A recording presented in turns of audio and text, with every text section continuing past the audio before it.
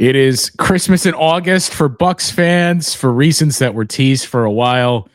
The Cream City jerseys are back. Camille and I get into the reaction and take a look at some Giannis on-off numbers coming up next on today's Locked On Bucks.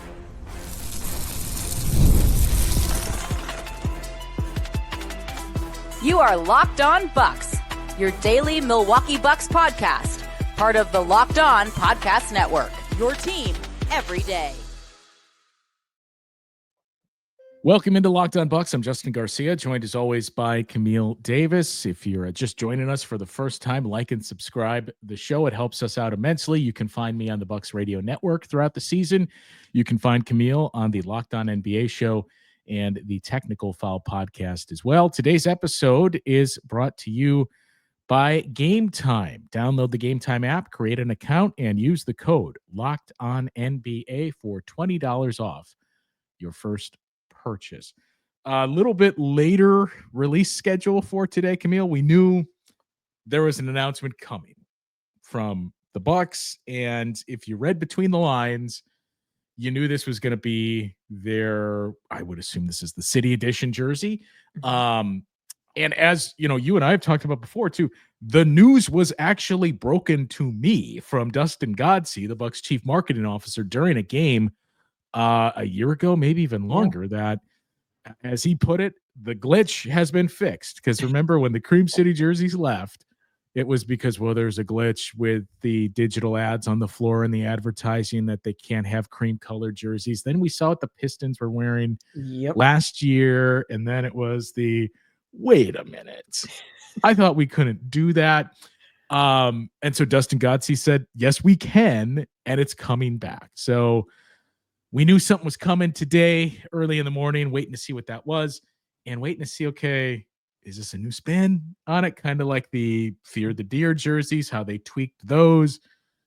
But it is, in fact, the original is back. The exact same Cream City jerseys that they wore, what was that, 3 years ago? No, more than that. 4 years, 5 years ago. Yeah, the first Cream City jerseys, I believe, were these ones. Yes. That's what's coming back. The Cream City jerseys, the ones that have been voted on by most fans as their favorites, they are back for this season. I am excited about it because I did purchase one of the Cream City edition jerseys, but it was the one that looked like the black jersey with the lines across the chest and the cream. Yeah. So I have that version. So I don't even have this version. So it's nice for me to be able to, like, now I have both of the Cream City jerseys. But the Bucks really played up the marketing for it. You know, they really leaned into the cream element, like even in the marketing video, you're seeing kids eating ice cream, you're seeing cream puffs, you're seeing all these different things here for, you know, the cream cheese and everything like that. But my favorite part behind the Cream City jerseys is the fact that it's very uniquely Milwaukee in the sense of those Cream City bricks, which the video does highlight from the Bucks at the end there, which is why Milwaukee was known for years as the Cream City, just because of the type of bricks that were used to build buildings here. So I'm a huge fan of it. I love that little weird nerd piece of like Milwaukee history that's embedded into the jerseys with the Cream City moniker. I'm excited. As soon as I saw the Pistons have theirs last year, I said, oh, I know the Bucks are getting those back soon, because like I think we were the only team that initially had like a cream jersey when they were doing all the city editions. It was the 1920. The 2019-2020 season, not the 1920 season, but it was 6 years ago already that these were the City Edition jerseys. Because you remember what the first City Edition jersey was? Wasn't it the Mecca one? It was the Mecca one, yeah. So then they went to the Cream City. After that, the year that they won the champ, it feels like every year since has been a blue City Edition jersey for the Bucks. So because it was blue the year they won the title, right? In 2021. That was the first blue. And then we had the Fiserv Forum outside the Deer District blue City Edition jersey. We had the year prior to that another blue that had the basically like the Irish rainbow on the Yes. side. And then we had the Great Lakes blue, if I already mentioned that last year. So it's been blue every year since. And now the Cream City jerseys. And actually, no, that's not true because they had the They had that other mismatched Irish, jersey where yeah, that had the yeah. purple in there as well. That was in there. But yeah, the Cream City jerseys make their return. It is looking at a side by side of the 1920 edition and now this new one. It is the exact same. It's just look, if it ain't broke, don't fix it. We heard a lot about pouring from fans how much they loved these jerseys. They're back in their original form. Yeah, I love and I had to do the double map check too. Like the Cream City one that I was referring to was the one from the 17-18 season. And then this is the one Yeah, from yeah. the 1920, as you've mentioned. But yeah, I'm here for it. I'm excited for it. I think once the NBA told the Bucks they couldn't do the cream, like the blue was just a little bit overdone at that point. Yeah, I Because mean, wasn't I the was plan like to alternate between blue and cream and kind of keep going back year to year of like, okay, the city's blue, now it's cream, now it's blue, now it's green or cream. And then it was just blue, blue, blue, blue, blue.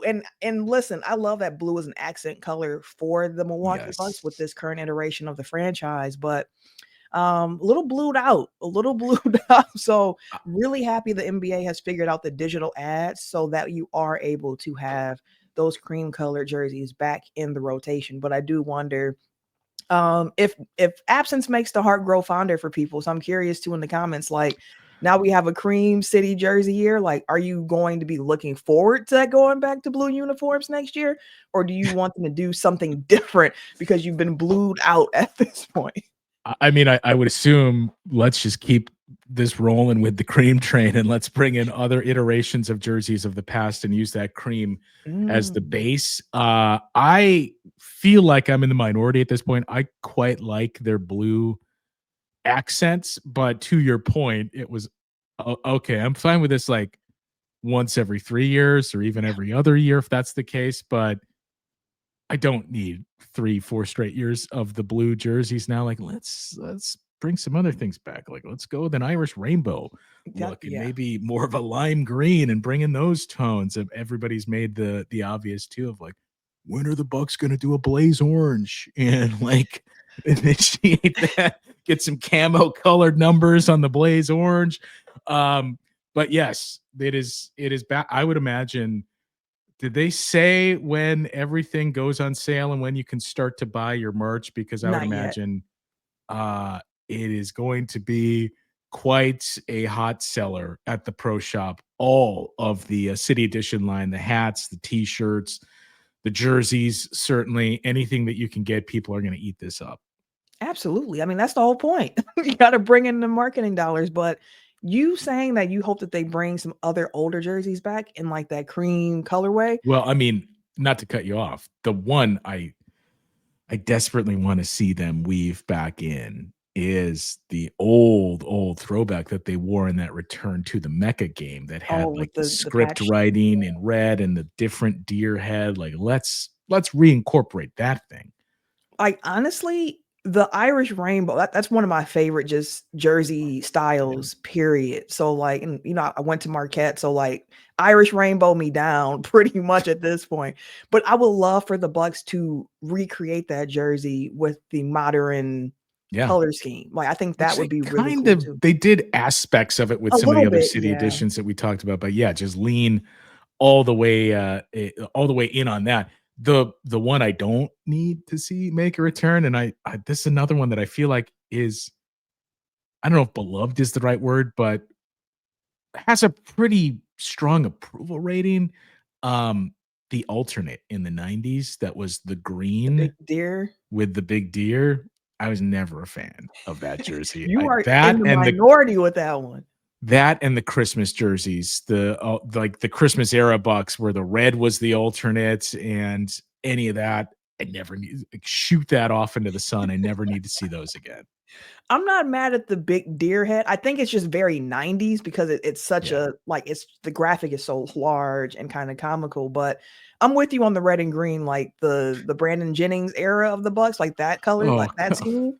I'm good. Like I I used mean, to get you excited can't when they speak wore the of red. franchise royalty like that, Camille. I know, but Like the that's uniforms didn't serve him well. I'm sorry. They weren't the best uniforms at that time. it's the Carlos Delfino era. My boy. I love the reference. Basketball. Del 3. Yes. That was my boy. So yeah, leave your thoughts. I would imagine it's going to be all overwhelming support. The Cream City jerseys are back for the Bucks. We tossed a picture of that up in the YouTube version of this, but by now you all remember what the jersey is and you've seen it by now. We're going to pivot a little bit for the rest of the show and get into a couple of interesting conversations that I was asked about and figured I'm going to ask Camille about these. It revolves around the Bucks data with Giannis on the floor and the offensive and defensive ratings. So we'll get into those conversations coming up after this on Locked On Bucks. This next segment of Locked On Bucks is brought to you by Game Time. We've all been there. You log on early and just wait forever for concert tickets to go on sale, only to lose your spot for a show you've been dying to see. Live music should be about making memories. Those memories should not be the stress you dealt with when shopping for those tickets. That's where Game Time comes in. They make getting concert tickets faster and easier than ever. Prices actually drop as it gets closer to showtime. You can save up to 60% off with their killer last-minute deals. If you're growing tired of the endless scrolling and trying to find the best deal, Game Time's Zone Deals pick has the best seats in your section. You can even see a panoramic view from your seats, so there's no surprises once you walk into the venue and no surprises when you check out. The price you see is the price you pay. No hidden fees or sticker shock once you get to complete that purchase. And best of all, your purchase is covered with the Game Time guarantee, your money back with cancellation protection and more. Take the guesswork out of buying concert tickets and show tickets with Game Time. Download the Game Time app, create an account, and use the code LOCKEDONNBA for $20 off your first purchase. Terms apply. Again, create an account and redeem the code Locked On NBA for $20 off that first purchase. Download the Game Time app today. Last minute tickets, lowest prices guaranteed. I mean, it brings it top to mind too, Camille. I'm going to have to fire up the old Game Time for some shows that are coming up here. Monday Night Raw making its return to Fiserv Forum. We got Billy Strings in town in over a week too. So time to get in on Game Time. Speaking of getting in on things, one of the conversations, I think we talked about this on the last show too. We're not going to name names here, but it is funny at this point.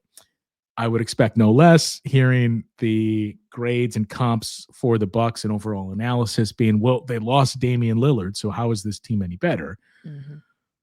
When a lot of those same voices were the first to point out, like, I don't think Dame is Dame anymore. This just isn't working with the Bucks a year ago. But it did prompt me to think, okay, how did it work or look last year? Because I know we did talk about this throughout the season, and Frank would bring this up a lot. I think a lot of what we looked at too was Giannis with the bigs and some of the shifts that we saw there that we noted. Last year was the first year, I believe, in this group's existence that the Giannis with Bobby Portis numbers were better than Giannis with Brook Lopez. And I know it's going to be easy to jump to an assumption as to why. Maybe there's truth to that, but I think we focused a lot on that, and I wouldn't say ignored, but didn't lean into a different conversation quite as much, because it's a difficult one to have, and it's one where you're just, I want to make this work, so I'm going to set that to the side and leave it for later. But that is the Giannis with Dame and Giannis without Dame numbers. So if we go back to the first year of this pairing, the Giannis on the court, Dame off the court numbers yielded a 117 offensive rating and a 118.1 defensive rating. So a negative net rating in those instances. And we were quick to point out the 5-man starting lineup, the lineup data, one of the best in the league, if not the best. Giannis and Dame on the court together, it works. So the on the court together, 124.1 offensive rating, 113.9 defensive rating, a 10.2 net rating, which was in the 95th percentile, would have been one of the best lineups in the league. So year one, it was, man, we just need this team to be healthy because this works. And this is exactly what we were looking for. Last year was not the same. Last year, with Giannis on and Dame off, it was a 124.3 offensive rating, greater than that figure a year prior when the two shared the floor. 124.3 offensive rating, 115.3 defensive rating for a +9 net rating. When they were together, it was a 117.9 offensive rating, and their defense was largely the same. So they were still positive, but just a +5 net rating, and the offense actually got worse. The sample size was larger, too, with Giannis on and Dame off a year ago for obvious reasons. But I don't know how much of that is clouded by the last 7 games that Giannis played in and 8 games of the season. But I don't think it's to the lengths that it would be like, hey, this is ordinarily a 119, but man, they were so good. It jumped up 5 basis points. So I think the story from last year is it was probably time. And we tried. We didn't see the results we needed. Obviously, Dame's injury was a big piece of it. But to John Horst's point, I know he mentioned sample size and what they believe in. While it's not necessarily sample size of, those 4-man groupings that we were looking at, it's a pretty sizable amount of data that shows you Giannis only. And even though some of these guys are gone, a lot of them are still here. Giannis only and no Dame. Here's what it looked like last year. We think we've upgraded the rest of those spots. Center, Chris Middleton's health, everywhere else, the backups, the depth that we brought in, we think that's only going to increase it. So when having that conversation about the data with your guys that you rode down the stretch, I do think this has to be a component to it as well. It does. And when you hear those numbers, like my first thought is if you didn't have the numbers in front of you and you thought about how the 2 seasons went with Dame in Milwaukee, like you recall the first year getting off to the really hot start, was it 30-13 at the time of Griffin's firing? So like it was rolling on offense, so on and so forth. And then down the stretch, once Doc Rivers kind of took over the team, things went downhill. Of course, that's also when Chris Middleton got injured, and then injured. And then when, he comes back a little while after that, Giannis goes down. So there were some things in that first year at the end that could have affected that. But then this past season going into it, the roster seemed like it made a lot more sense around Dame and Giannis. So like my expectation heading into the 24-25 season was for them to build upon what they had done in the first year, and the numbers would be even better than what they did before. Like we had times throughout last season where we were actually shocked that the Bucks defense was ranked better than what the Bucks offense was, and just the general scope of things because of what you have in firepower on the court of like Dame and Giannis. Like this should do it. But everything, it just didn't seem to quite come together. And the crazy thing about saying it didn't come together is when you think of the fact that Giannis and Dame were the high scoring duo in the NBA last season, and yet the offensive numbers still were what you pointed to when they were sharing the court together. And again, a lot of factors come into play because the 2 of them sharing the court, there's 3 other guys out there next to them. That matters a lot in the rotation, so on and so forth. And we all also know as well, like, they spent that first part of the year without Chris Middleton. And then when he did come back, it was just kind of the back and forth with the minutes would go up, they would go down. He's in the starting lineup, he's out the starting lineup. And there's a lot of uncertainty there, which is, come trade deadline, part of why they were like, we're going to actually try to retool this as a team built around 2 guys. We're not trying to do the third thing here with Chris Middleton. Like we are going to look to try to maximize what we get from around Giannis and Dame. So how do we do that? We go out and we get a Kyle Kuzma because ideally it's giving you a little bit more youth and a little bit more defense. And based on how we're trying to play with these 2 being the focal point, it should work out better. And again, unfortunately, that's just not the way that it actually worked out for this team. But along the way, they were able to stumble into something with Giannis that can go forward this season and I think be productive for them in this upcoming era. Yeah, and I think the other thing too is there's no like ambiguity or confusion. Like, this is the group. This is what we're going with. Um who plays, who starts. I know there's already some worrying and consternation over that, but like we can cross that bridge when we get there. What we do know is these are your point guards basically. This is your backcourt and this is your front court. And I say that because if they just said, let's give this one last shot, like it's Dame's final year, assuming he's not going to play this year and then he's an expiring contract, let's give it one more shot.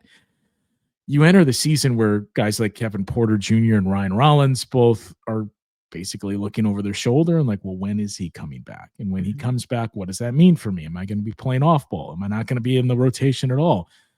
Maybe one or both opts not to resign with the Bucks and says, well, one of us is going to be the odd man out and it might be me. So if I can get an offer elsewhere, then I'm going there. So I think it was important for that purpose as well, that like you had to pick a lane. You're at a fork in the road and you just had to choose one of those paths and go forward. And the Bucks path was, we're not running back the same group per se. I know we say that with Gary Trent's back, Bobby Portis is back, but we're not running back the same group in the sense of the style that they played. We're keeping the guys that mesh with how we want to play, and we're going a different direction that just says, this guy, we think the best player in the league, we're hitching our wagon to him and everything revolves around this guy. It's not the 1A, 1B, your turn, my turn anymore. Like, this is the path that we're picking, and we have enough numbers to back up. It worked with those guys, and it largely worked when it was just him last year. So this is how we came to that conclusion. It does bring you to the next point of where the Bucks finished the season a year ago in terms of their rankings and how that related to what we saw the previous season. So we'll get into that conversation of where will we see more growth, offensively or defensively, and really ideally, where do they need to finish there? We'll get to that conversation coming up next. So last season, Camille, actually, let's go back, all the way back to the first year that we saw this pairing of not just Giannis and Dame, but the first year of that pairing when this team, I don't know if it was a hard reset because, again, you're still keeping most of your roster around, but they reset things. That year, as we're all aware, the defense was not good enough. The Bucks finished 19th in defensive efficiency at a 115, and the offense was the perplexing part of 117.6, which was good enough for sixth. But you look at Celtics doing what they did, the Pacers were the number 2 offense at a 120, and it just kind of felt like, okay, sixth is fine. Certainly 19 is not good enough defensively, but I really expected the Bucks would be knocking on the door of that 120 range offensively. What we did not know at the time is, well, if you like this, hang on to it because it's going to be a little bit different next year offensively. And Bucks offensive efficiency a year ago was largely middle of the pack all season long. They did manage to finish 10th in offensive rating at a 115.1, but even that number, you drop from 6 to 10 and your offensive efficiency falls off by basically 2 points per 100 possessions with what we felt was a better roster too in some of the moves in upgrades that the Bucks made. Defensively, you went from 19th to 12th at a 112.7. So you saw more movement in the positive defensively than you saw a drop off offensively, but it's still, it felt like last year was the transition year of here's how we have to play. Here's where we feel enough, and here's where we need to upgrade on the margins, especially defensively. So knowing those numbers, that it was a very good offense, very bad defense 2 years ago, and then basically just better than average on both counts last year. Which one of those two is most important for the Bucks to finish inside of the top 10 this season? So the hesitation comes from the first, you got to just start like the goal of basketball. You want to outscore your opponent. Like the offense is very important. We know that. But I actually think for the Bucks, I think if they can actually continue to lean into that defense, as long as the offense isn't lower middle of the pack or anything lower than that, but you can have a defense that builds upon what you were starting to do last year. I think that that can actually be a formula for this team going forward, because as we've talked about, this has been a Bucks team defensively. In year one with Dame wasn't built properly, I don't think, to accommodate Damian Lillard being your point guard on the team. It felt like a roster that was still built around the idea of Jrue Holiday being your point guard, and it makes sense given when the Damian Lillard trade took place. This past year, it felt like the roster made a lot more sense defensively around those guys. And then at the end of the year, too, when you see, Kevin Porter Jr. come in, Jericho Sims, Kyle Kuzma, and the rotation shift a bit, you saw the defense again being solid. Like it was solid throughout the entire year. And then you see those guys come in and they add a different little juice to it. I think there's a pathway forward where if the Bucks can continue to build off of that and maybe do something we haven't seen in years upon years, which is not be bottom third in turnover rate. Like, can this be a Bucks team that can at least be middle of the pack in forcing turnovers? And I think with the idea of Giannis being the point guard of this team, the point forward, point center, whatever you want to call him, but the guy initiating the offense, if you can get opportunities too for some easy buckets in transition when you have like 5 guys on the floor that can run, like you can get yourself some easy buckets that way too, which of course will help your offensive efficiency down the stretch if you're able to just generate those easy transition buckets. So I think I would actually lean on the defense a little bit more for this upcoming season for the Bucks over the offense. Not to say the offense isn't important, because it is. I want to see the 3-point volume go up for the team and all of that stuff. But like, if they can really lock in defensively, I think they have something. I'm inclined to say the same thing, and it's tough to pull anything from last year if we wanted to comp well. Here were your teams that found the most success, because the team that reached the finals in the Eastern Conference, they didn't throw away the regular season, but they didn't start to become the team that they were until January, and they dealt with some pretty significant injuries early in the season that it was kind of a slow build for the Pacers, and they finished in the middle of the pack in both of those categories. Defensively, I think they were 15th. Offensively, it wasn't middle of the pack, but offensively they're in 9th, just one spot in front of the Bucks. So it's tough to look at that as a map and say, well, you got to be here. And the conversation too of you got to be in the top 10 in both of these.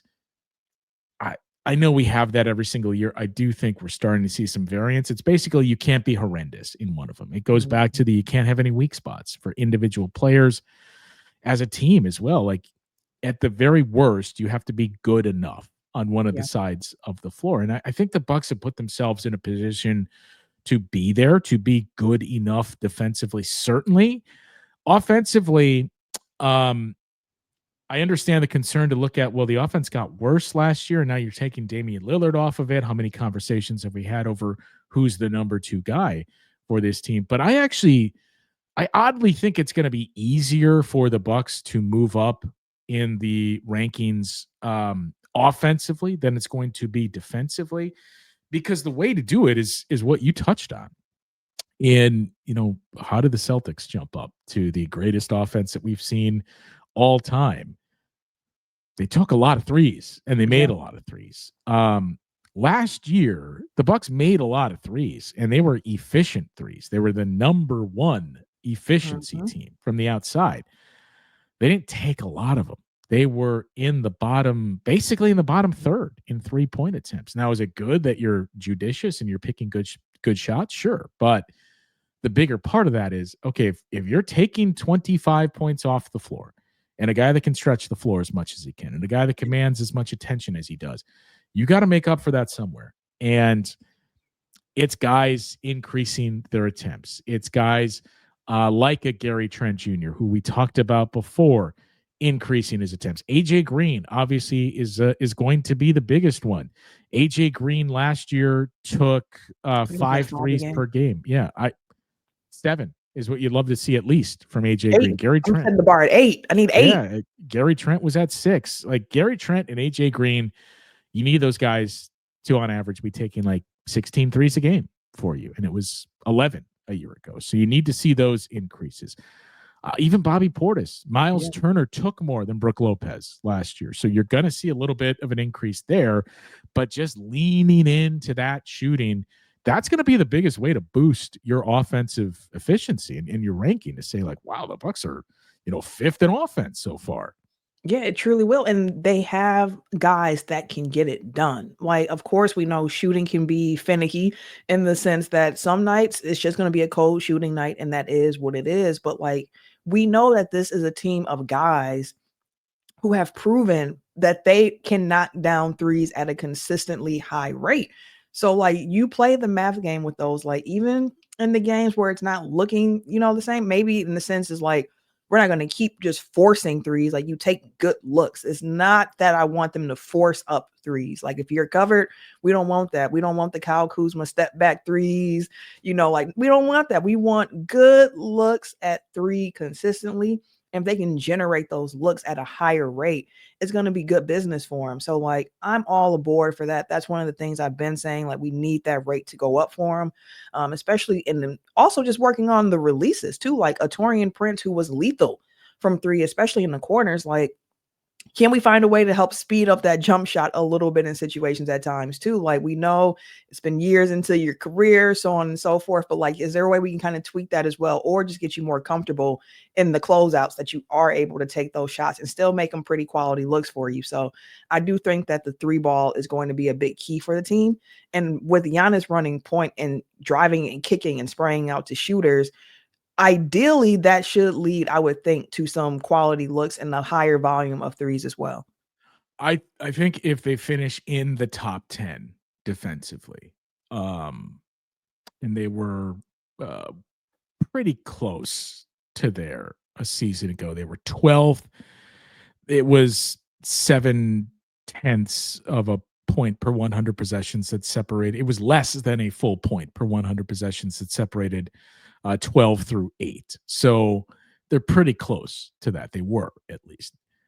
I think if they finish in the top 10 defensively, like if they're in that 8 or 7 range, yeah, something's working, right? Like, because we believe there's going to be an increase in 3-point attempts, and the numbers we pointed to with Giannis on the floor and Dame off, and guys taking more shots, Miles Turner giving you a little more offensively than Brook Lopez.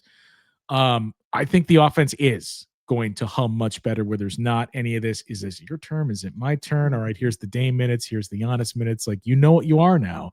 Yeah. So if you're in that like 8 range defensively, I think it's on the table for the Bucks to be a top 3 seed in a down Eastern Conference if your defense is playing at that level and you're generating those open looks. So leave your thoughts in the comments. Which of the two is more important to see the most growth, offense or defense, for this Bucks team? As we start to wrap here, to go back to our first talking point, Camille, we both thought of it at the same time, and I'm assuming we both got the notification from the team at the same time. But in addition to the Cream City jerseys making their return, and by the way, none of the apparel is available until November. Oh, boo!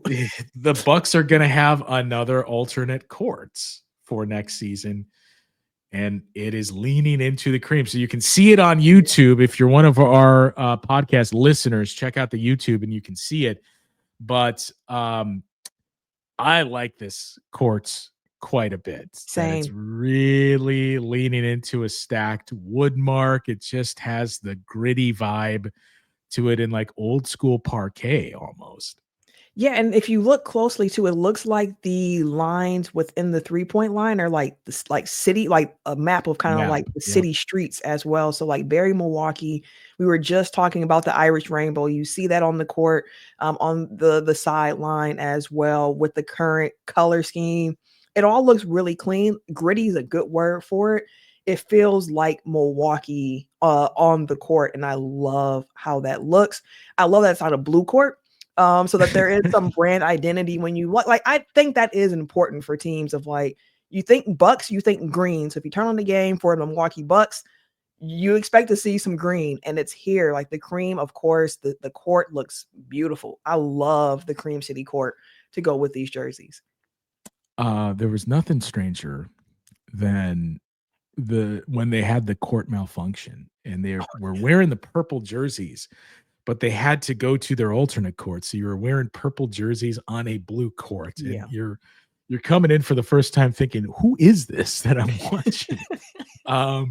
But the Cream City is back, the jerseys and the alternate floor, and I would imagine that pleases everyone to no end. So leave your comments on that as well, on the City Edition jerseys. If you want to leave us a rankings on those, we've talked about potentially doing something like that in the off season, but leave your thoughts on the return of the Cream City. And again, I don't like to pat myself on the back, Camille, but we broke the news with Dustin Gotze over a year ago, and now it comes to fruition. That'll do it for today's show. Hope everybody has a great weekend. And I know we teased last week that may start to see fewer episodes from us throughout the rest of the offseason here. That hasn't been the case this week. We're going to try to put out 5 episodes a week, a show every single day.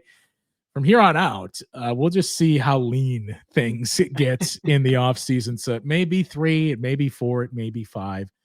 We do have a lot of mailbag questions. You still got time to leave a few more of those. We're going to record that very, very soon here with Frank. So leave your thoughts in the comments. You can tweet them at Camille and I and Frank as well.